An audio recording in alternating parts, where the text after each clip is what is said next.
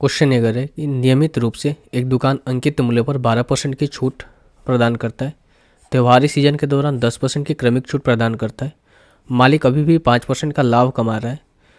तो ये बताना है कि नियमित छूट के बाद केवल 4% की छूट दी जाए तो लाभ में कितना परसेंट का लाभ कितना परसेंट होगा। ठीक है भाई, ये क्वेश्चन कैलकुलेटिव लग रहा है तो इसको मैं छोटा कर लेता हूँ। अब मैंने इस क्वेश्चन को क्या कर लिया, छोटा कर लिया है थोड़ा। अगर मैं पहले सिनेरियो की बात करूँ, यहाँ से पहले सिनेरियो की बात करूँ तो ये बोला गया है क्या कि 12% और 10% की छूट दे रहा है। मान लो कि 100 रुपये उसकी MRP है, 12% की छूट देगा तो 88/100, फिर ये 10% की छूट देगा तो 90/100 में बेचेगा। ये कितना हो जाएगा, 2 जीरो सबका कट जाएगा, 1 जीरो से ये कट जाएगा, 9×8 = 72 और 9×8 = 72 और 7 79। यानी कि अब इसका जो SP है 79.2 आ गया, इसका SP कितना गया, 79.2 आ गया। अब बोला गया है क्या भाई कि अब ये अभी भी 5% का लाभ कमा रहे हैं। यानी कहने का मतलब ये हुआ कि 5% की फ्रैक्शन वैल्यू होती है 1/20, 20 के सामान पर 1 का प्रॉफिट कमा रहा है।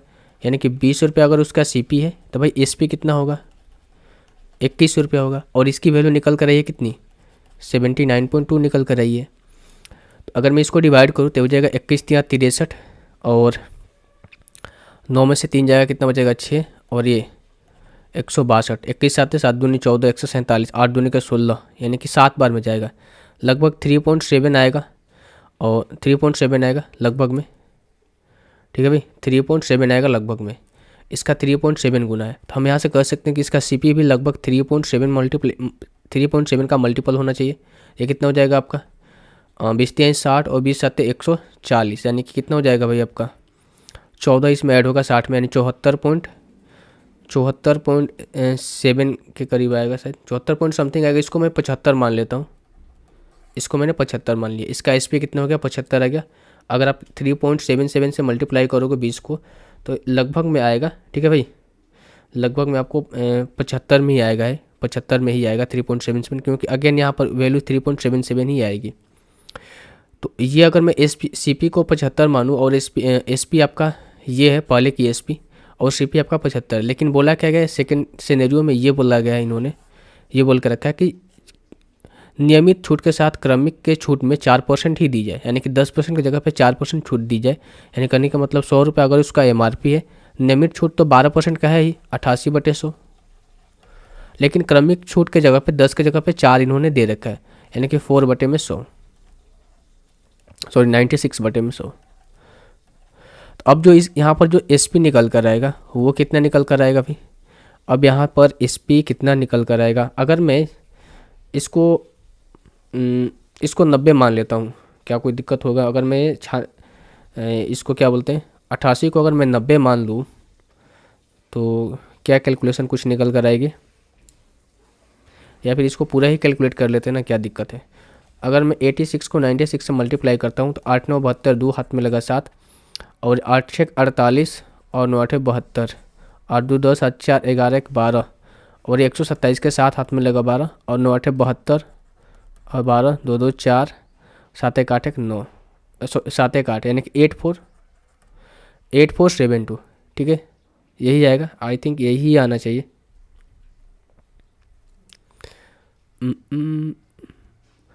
8 6 48, ओहो 8 6 48 4 होगा ना, मैं भी क्या कर रहे हैं। 8 6 48 और 9 8 72, ये कितना 120, यानी कि 4 124, यहाँ पर 4। ठीक है, 84448 आएगा। यानी कि हम कह सकते हैं कि यहाँ पर जो इसका SP आएगा, जो फाइनल SP आएगा 84.48 आएगा, 84.48। तो इसको 84 ही मानते हैं, 84 ही मानते हैं इसको, 48 है ना, इसको 84 मानते हैं। देखो जो इसका CP निकल कर है ये है, और जो फाइनल SP निकल कर 84.48 को हम 84 ही मान रहे हैं फिलहाल के लिए, 84। अब देखो 85 75 आपका ये था और 84 आपका ये है, तो हम यहाँ से कह सकते हैं कि जो प्रॉफिट हुआ कितने का हुआ, 9 का हुआ, और 9/75 इंटू 100, 9/75 इंटू 100, तो ये कितना हो जाएगा भाई आपका 25 75 और 25 चौका 100 और 3 से कटेगा 3 बार में, ये होगा कितना आपका 12%। तो 12% का दो ऑप्शन आपको दिखाई दे रहा है, एक 12.5 है, एक 12% आपका ये है। तो सो ऑप्शन नंबर 4 जो है इस क्वेश्चन का आंसर हो जाएगा। 12.5 क्यों नहीं होगा, मैं आपको यहाँ पर वो भी रीज़न समझा देता हूँ, ठीक है। थोड़ा सा आप कैलकुलेशन करोगे तब वो चीज़ें समझने लगोगे।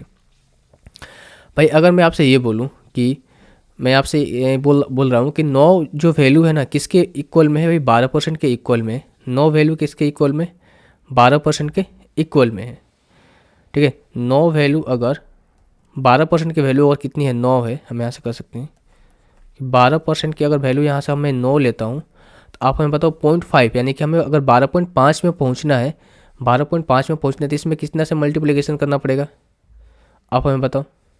या फिर हम यहाँ से कर सकें कि 1 की वैल्यू कितनी हो जाएगी, 9/12, और 0.5 की वैल्यू आपका ये मल्टीप्लाई करना पड़ेगा इससे, तो हो जाएगा 3 तरीके 9, 3 चौके 12, ये हो जाएगा 10, यानी कि 15/10 के मतलब 1.5, यानी कि 1.5 अगर बढ़ाएंगे तो हमारी वैल्यू 12.5 आनी चाहिए। अगर मैं इसमें 1.5 बढ़ाता तो कितना हो जाता है, 85.5 85.98 आ जाता ना, 85.98 आ जाता।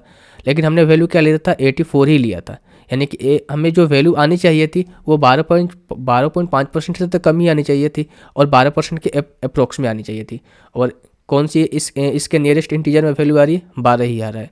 तो जब आप थोड़ा थोड़ा कैलकुलेशन करने लगोगे ना, जब आप इस पर काम करने लगोगे तो आपको ये सब चीज़ें जो है समझ में आने लगेगी, ठीक है भाई। तो ऑप्शन नंबर 4 जो है इस क्वेश्चन का आंसर हो जाएगा, कौन सा, ऑप्शन नंबर 4, 12%। तो मुझे उम्मीद है ये पूरी की पूरी चीज़ें आपको समझ में आ रही है। थोड़ा सा ये कैलकुलेटिव ज़रूर है, पर वही चीज़ है भाई, एग्जाम में हर क्वेश्चन कैलकुलेटिव नहीं होते, कोई कोई क्वेश्चन कैलकुलेटिव होता है। तो अगर आप कैलकुलेशन पे कमांड अधिक किए हैं और हर क्वेश्चन में अगर आपके पास 20 क्वेश्चन आ रहे हैं, हर क्वेश्चन में अगर 19 क्वेश्चन में भी आप 5 सेकंड बचा रहे हैं, तो 19 बचे कितना हो जाएगा भाई, 95, यानी कि 95 सेकंड आपने बचा लिए हैं।